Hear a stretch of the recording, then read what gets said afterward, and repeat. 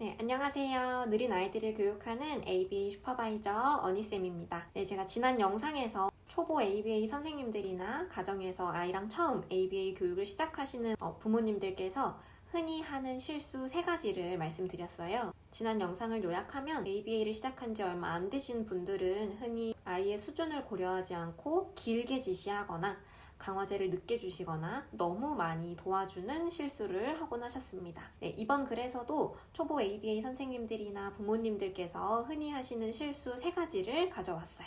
그러면 오늘 말씀드리는 것들을 반영하셔서 어떤 점을 보완해야 우리 아이한테 더 좋은 교육을 할 수 있을지 생각해 보시면 좋겠습니다. 네, 바로 첫 번째로 비일관적으로 교육하신다는 점이에요. 처음 ABA를 시작하다 보면 마음도 급하고 생각보다 아이들 케어하는 것도 되게 어렵거든요. 그래서 이 한 아이를 위해 정해진 기준을 쉽게 놓치고는 하십니다. 특히나 선생님 대 아동 비율이 4대4 또는 5대4 이런 조기교실 상황에서는 반드시 아이의 프로그램을 디자인하는 선생님으로부터 프로그램 설명을 꼼꼼히 들으셔야 돼요. 예를 들어서 이 과제 할 땐 2m 떨어진 장에서 갖고 올 수 있게 해주세요. 이 과제 할 땐 책상 위에 사물 7개 나열하고 해주세요. 이 과제 할 땐 촉구 방법을 따라 말하기로 해주세요. 또는 이 과제 할 땐 실제 사물 말고 사진을 사용해주세요.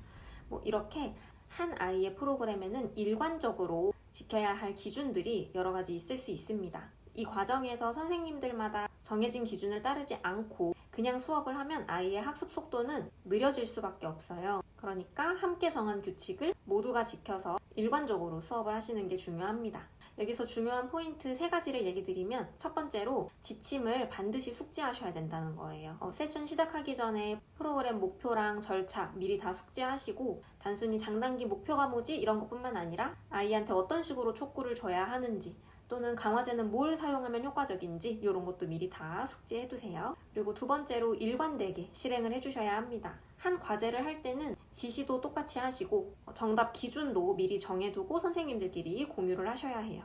그리고 세 번째로 반복적으로 내가 맞는지 확인하는 절차를 가지시라는 겁니다. 세션이 다 끝나고 오늘 실행했던 나의 방법이 지침이랑 일치했는지 확인하시고 헷갈렸던 부분이 있으면 슈퍼바이저한테 도움을 요청하셔서 조언을 구하시면 됩니다.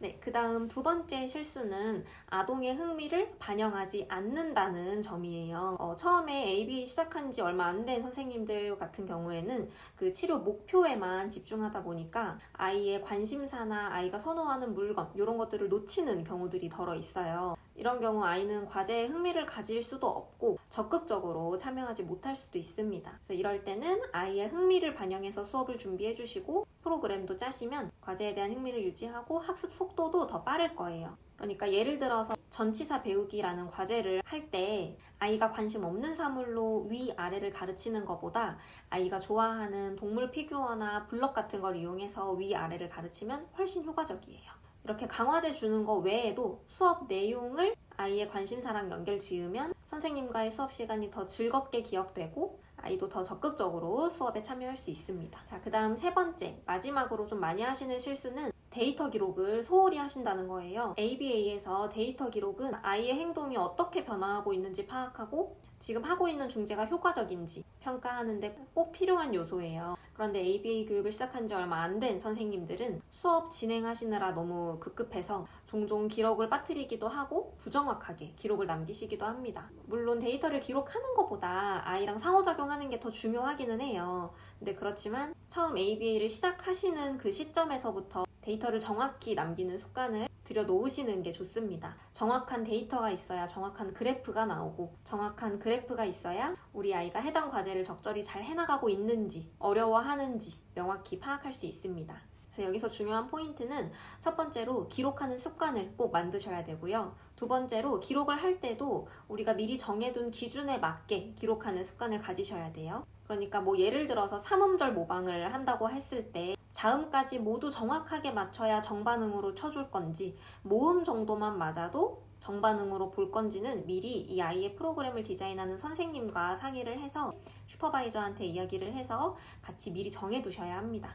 그리고 마지막으로는 데이터를 검토하는 게 또 중요해요. 세션이 다 끝나고 데이터랑 그래프 한 번씩 보시면서 아이의 이 과제 방향성이 앞으로 어떤 식으로 될지 또는 어떻게 변경을 시켜주면 좋을지 슈퍼바이저랑 논의하시면 됩니다. 자, 그럼 정리를 해보면요.